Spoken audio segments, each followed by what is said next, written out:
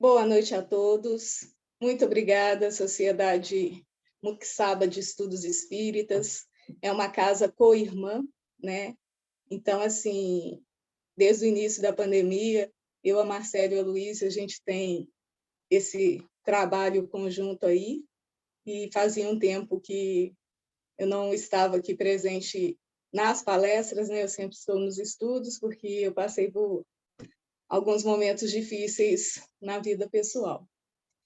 E essa palestra de hoje, Amar ao Próximo como a Si Mesmo, é um tema que eu gosto muito, que sempre nos meus estudos eu falo que não é nada fácil, né? Amar ao próximo como a si mesmo. E o porquê dessa dificuldade que é o amar ao próximo como a si mesmo? Porque, na realidade, a gente tem dificuldade em se amar.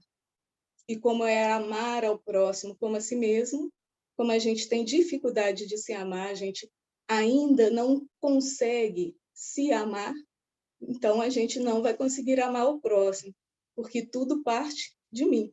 Então, o primeiro e grande mandamento é amar a Deus sobre todas as coisas e ao próximo como a si mesmo. Mas, se eu não me amo, eu não vou conseguir amar a Deus e nem ao próximo.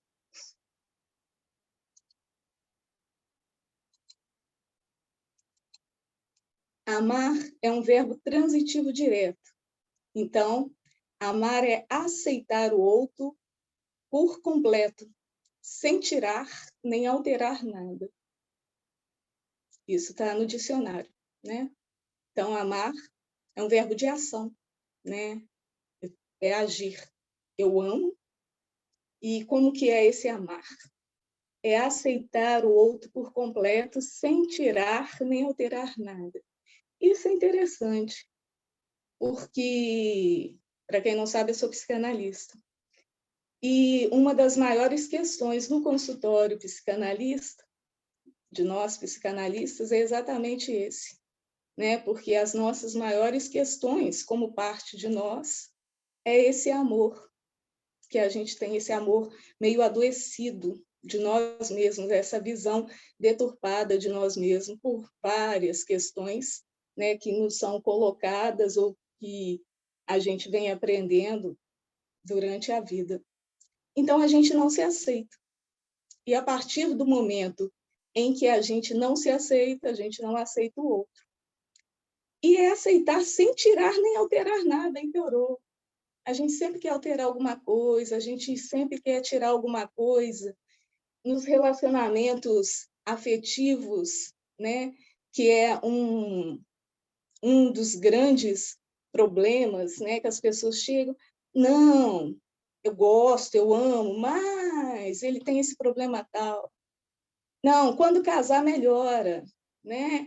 Então, assim, a gente sempre quer que o outro se adeque a qualquer coisa, né? A gente não aceita o outro como o outro é. Mas é porque, na realidade, a gente não mergulha em si para aceitar a gente como a gente é. E, a partir desse momento em que a gente mergulhasse dentro de nós mesmos para nos descobrir e nos aceitar, o outro fica mais fácil a aceitação, porque a gente vai ver que não é tão fácil, não é tão simples mudar hábitos, mudar questões. Então, a gente sempre aponta o dedo, né, querendo mudar o outro, julgando o outro, porque, na realidade, a rigidez que a gente tem com o outro, a gente tem com nós mesmos. Mas, como temos dificuldade em ver em nós mesmos, é mais fácil em ver no outro. Então, que nós somos ruins porque não conseguimos amar o outro. É porque nós amamos de uma maneira um pouco deturpada, às vezes muito deturpada, algumas vezes até doentia, a nós mesmos. E, da mesma maneira, amamos o outro.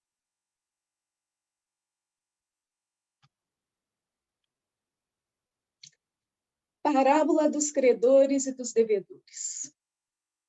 Os fariseus, tendo sabido que ele tapara a boca dos saduceus, reuniram-se, e um deles, que era doutor da lei, para o tentar, propôs-lhe a questão: Mestre, qual o mandamento maior da lei?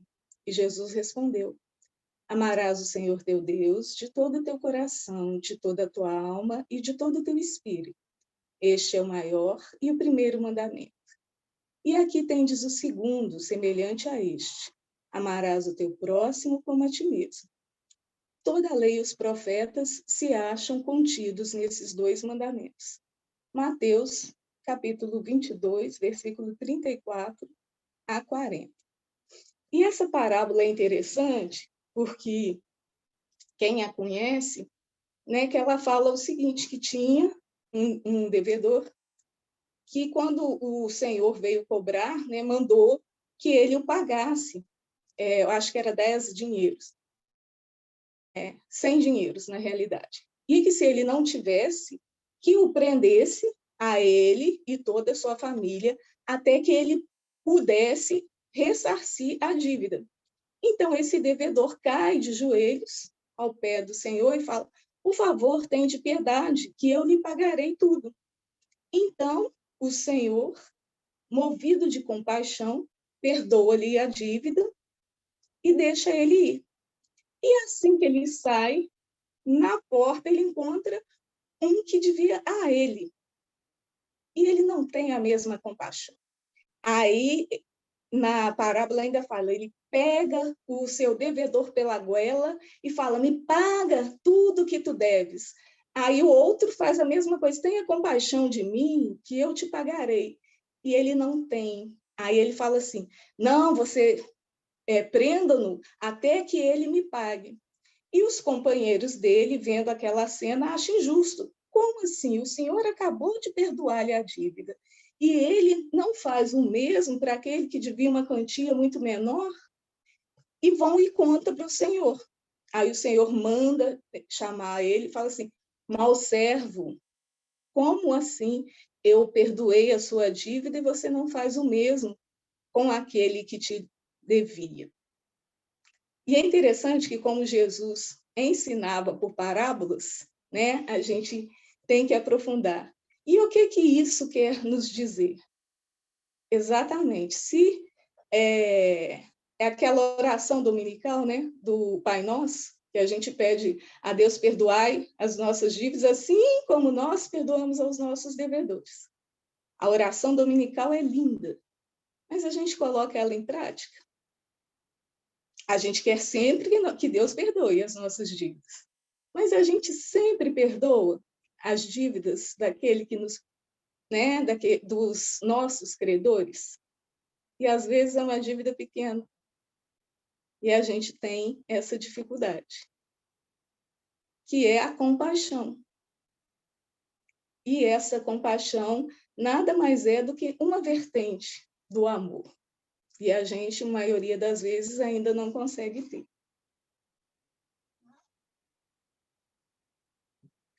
Amar o próximo como a si mesmo, fazer pelos outros o que queríamos que os outros fizessem por nós, é a expressão mais completa da caridade, porque resume todos os deveres do homem para com o próximo. Não podemos encontrar guia mais seguro a tal respeito que tomar para padrão do que devemos fazer aos outros aquilo que para nós desejamos.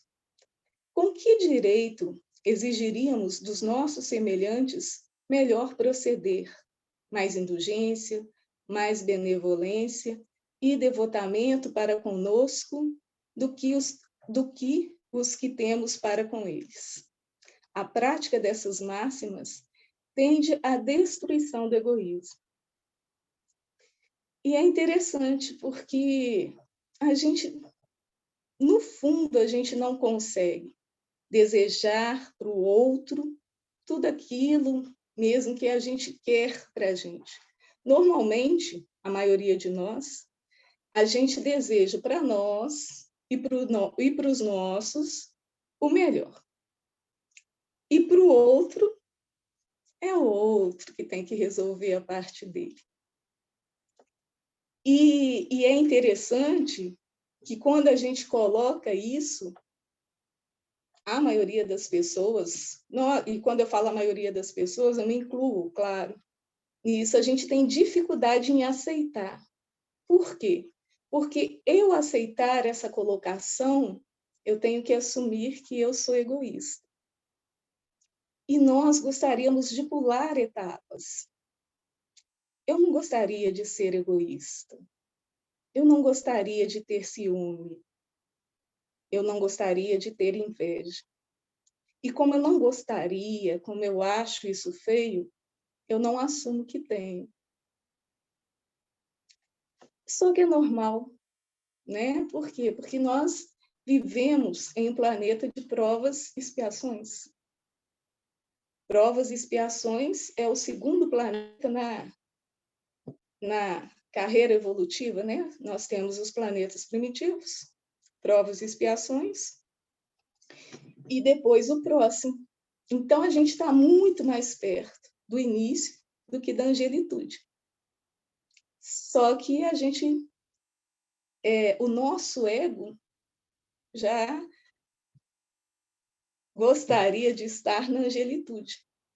E enquanto eu não aceito, né, esses meus defeitos, que na psicanálise a gente chama de sombras, não tem como eu trabalhar essas sombras.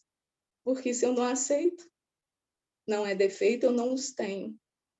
Aí fica complicado. Por isso que eu só vejo essa sombra no outro e não a vejo em mim. O outro é complicado, o outro é egoísta e eu não. Na realidade, o outro é meu espelho. Tudo que eu vejo no outro é porque eu tenho em mim, em maior ou menor grau. Dai a César o que é de César. Os fariseus, tendo se retirado, entenderam para enredá-lo com as suas próprias palavras.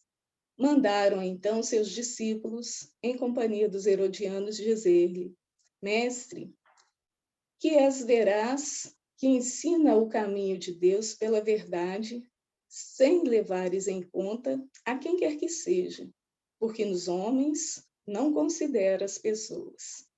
Dizer-nos, pois, qual a tua opinião sobre isso? És-no permitido pagar ou deixar de pagar a César o tributo? Então, aqui, na realidade, eles queriam era pegar uma peça em Jesus. Por quê? Porque se ele falasse que era, que era permitido pagar, eles iam levantar contra Jesus os que achavam que não era justo.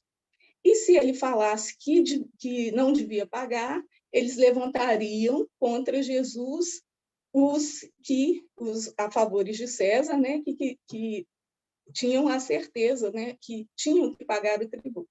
E como Jesus era um espírito puro, e já sabiam do pensamento deles, falavam assim, né, disse, hipócritas, por que me tentais? Dei-me uma moeda.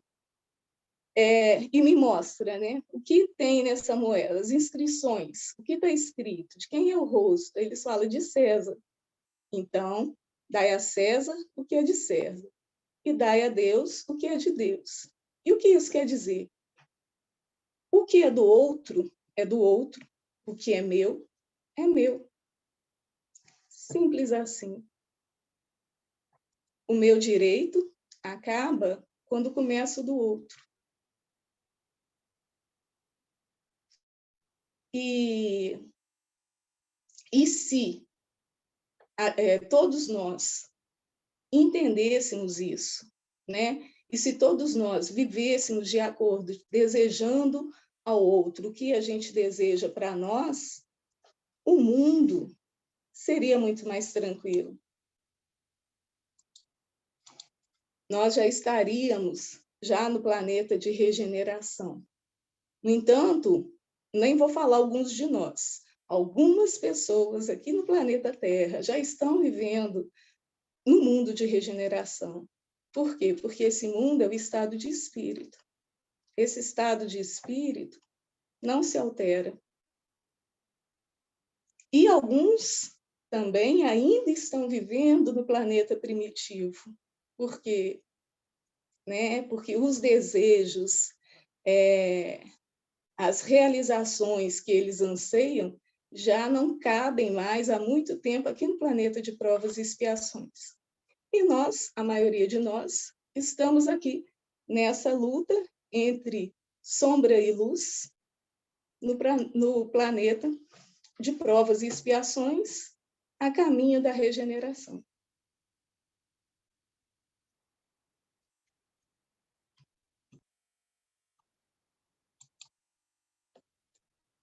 A lei de amor. O amor resume a doutrina de Jesus inteira, visto que esse é o sentimento por excelência. E os sentimentos são os instintos elevados à altura do progresso feito. Em sua origem, o homem só tinha instintos. Quanto mais avançado e corrompido, só tinha sensações. Quando instruído e depurado, tem sentimentos. E o ponto delicado do sentimento é o amor. Não o amor no sentido vulgar do termo, mas esse sol interior que condensa e reúne em seu ardente foco todas as aspirações e todas as revelações sobre-humanas. A lei de amor substitui a personalidade pela fusão dos seres, extingue as misérias sociais. Então, quando a gente conseguir praticar a lei do amor, a partir do amor próprio, e passar a amar ao próximo, acaba todas as misérias. Por quê? Porque quando eu aprender a amar ao próximo, a fome do próximo vai me incomodar. O frio do próximo vai me incomodar. A morte do próximo vai me incomodar. Então, eu vou fazer tudo o que estiver ao meu alcance para ajudar o próximo. Então, quando a gente estuda lá no Livro dos Espíritos, que fala sobre a lei do trabalho, que aí eles falam, tem algumas pessoas que vieram que não têm condições de trabalhar, e como assim, né? Como que elas se sustentariam?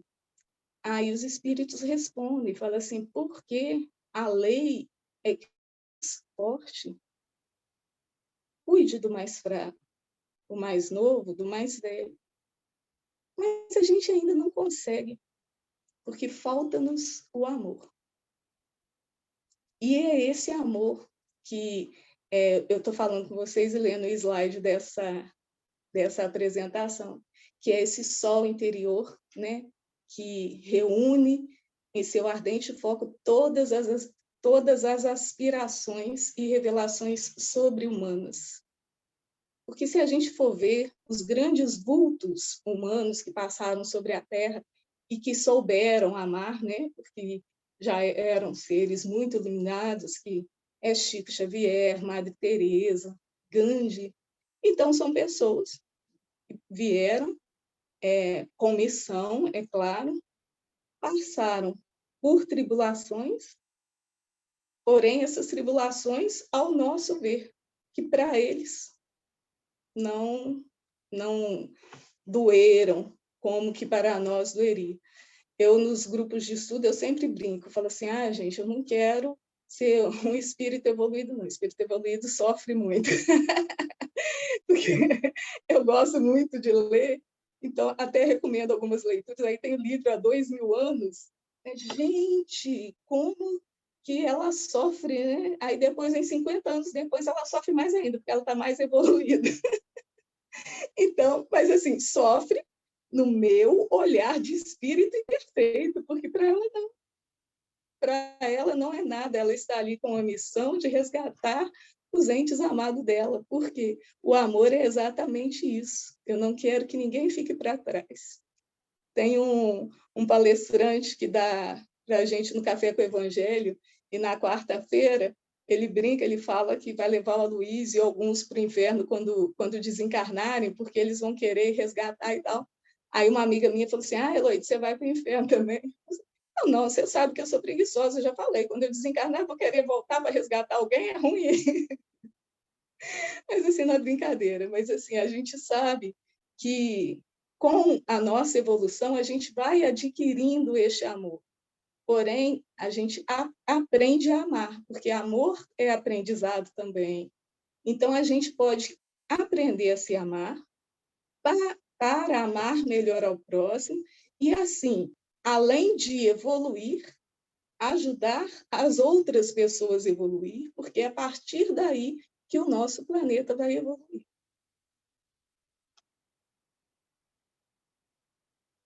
A fim de avançar para a meta, tem a criatura que vencer os instintos em proveito dos sentimentos, isto é, que aperfeiçoar os sentimentos, sufocando os germes da matéria.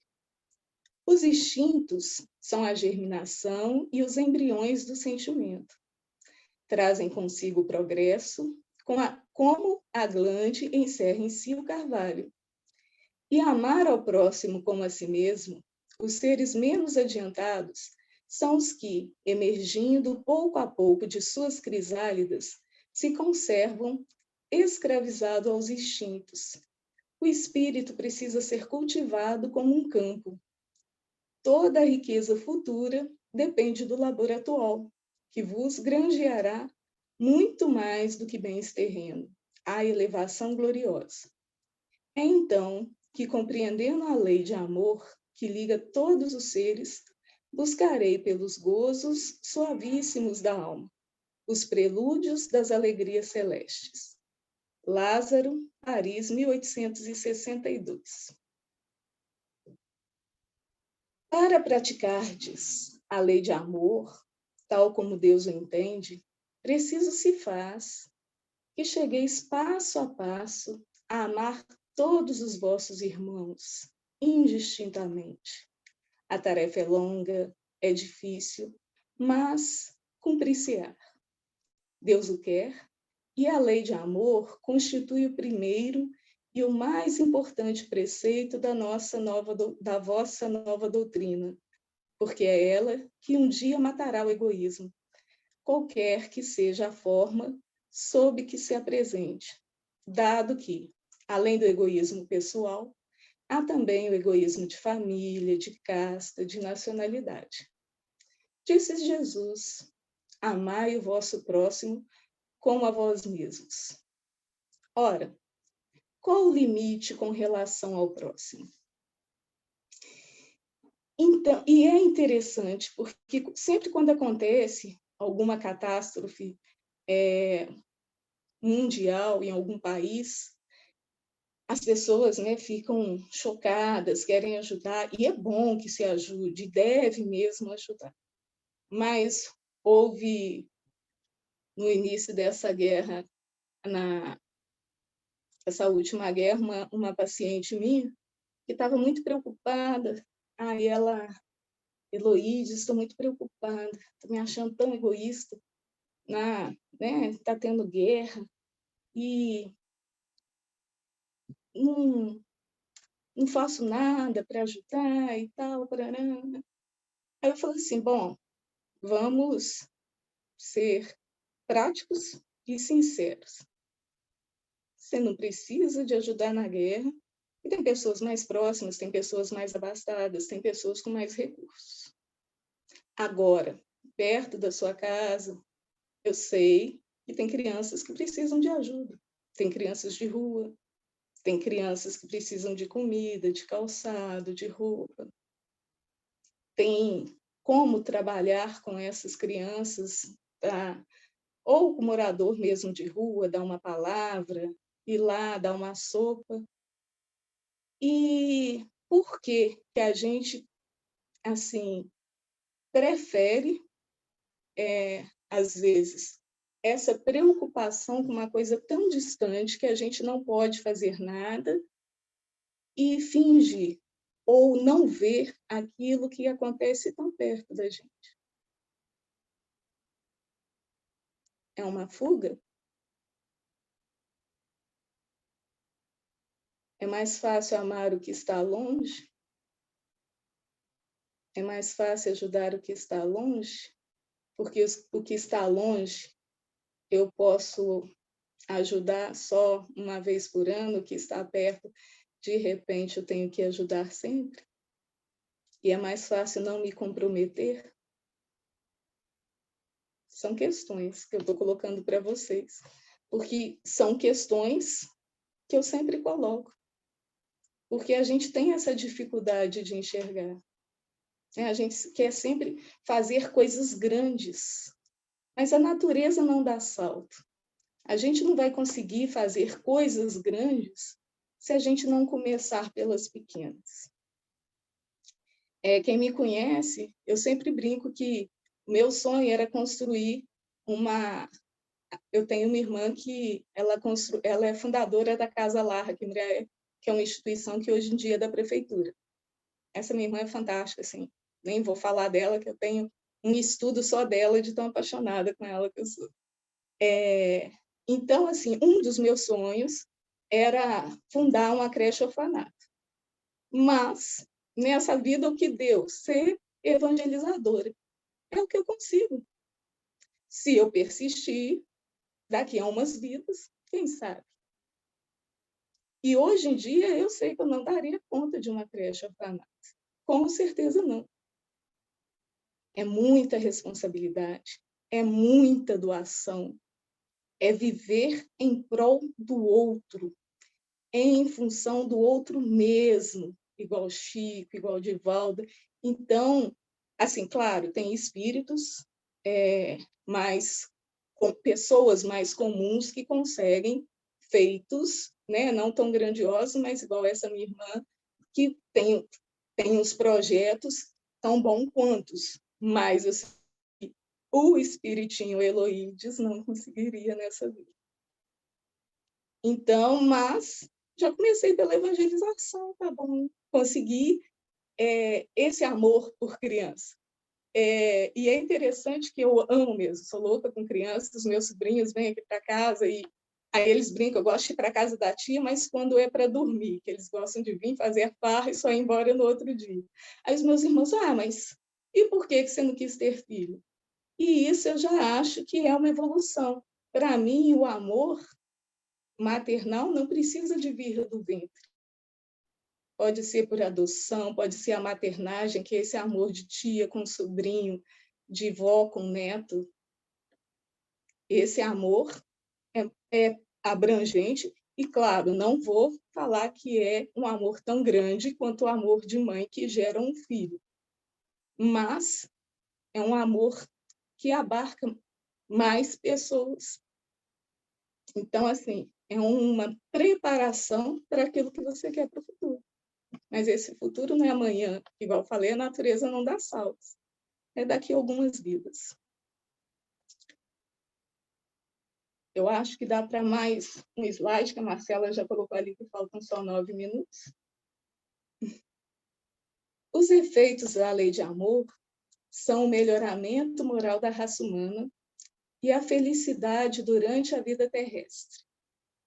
Os mais rebeldes e os mais viciosos se reformarão quando observarem os benefícios resultantes da prática deste preceito.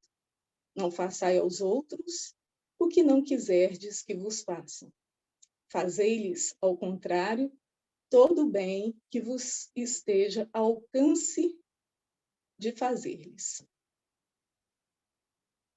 Então, é isso. A lei de amor é, além de não fazer o mal, é fazer todo o bem que eu puder, em todo momento que eu puder. Quando eu estava preparando esse estudo, eu achei uma música que eu gosto de declamar nesse estudo. Ela é meio forte, mas fala exatamente da aceitação da nossa sombra. E eu convido a todos a ouvir, é uma música muito bonita, de uma cantora nordestina, e é uma música doce, suave. A letra dela é um pouco pesada, porque tipo assim, ela fala aquilo que a gente tem, né, de todas as nossas sombras, e chama Me Curar de Mim. Eu sou a maldade em crise, tendo que reconhecer as fraquezas de um lado que nem todo mundo vê. Fiz em mim uma faxina e encontrei no meu umbigo o meu próprio inimigo, que adoece na rotina. Eu quero me curar de mim. Quero me curar de mim. O ser humano é esquisito, armadilha de si mesmo. Fala de amor bonito e aponta o erro alheio. Vim ao mundo em um só corpo, esse de 1,60 m. Devo a ele estar atenta. Não posso mudar o outro. Eu quero me curar de mim. Quero me curar de mim. Vou pequeno e pianinho fazer minhas orações, que eu rendo da vaidade que destrói as relações. Para me encher do que importa, preciso me esvaziar, minhas feras encarar, me reconhecer hipócrita. Sou má, sou mentirosa, vaidosa, invejosa, sou mesquinha, grão de areia, boba e preconceituosa. Sou carente, amostrada, dou sorriso e sou corrupta, malandra, fofoqueira, moralista, interesseira. Dói, dói, dói-me expor assim. Dói, dói, dói me despir-se assim. Mas, se eu não tiver coragem para enfrentar os meus defeitos, de que forma, de que jeito eu vou me curar de mim? E se essa cura de existir, não sei se é só. Não sei, só sei que eu a busco em mim. Só sei que eu a busco. Eu busco me curar de mim. Então, a todos vocês, o meu muito obrigada. Marcele, muito obrigada. E pela paciência de me convidar algumas vezes, e eu não estava ainda preparada. Espero que todos tenham gostado. Vamos, então, à nossa prece final. Amado Mestre Jesus, benfeitores espirituais, agradecemos a oportunidade de mais um trabalho no bem. Agradecemos por estarmos aqui reunidos em seu nome. Abençoa-nos, ampara-nos, inspira-nos e fortaleça-nos no nosso dia a dia, no nosso caminhar. Fique conosco, Mestre, hoje e sempre. Assim seja.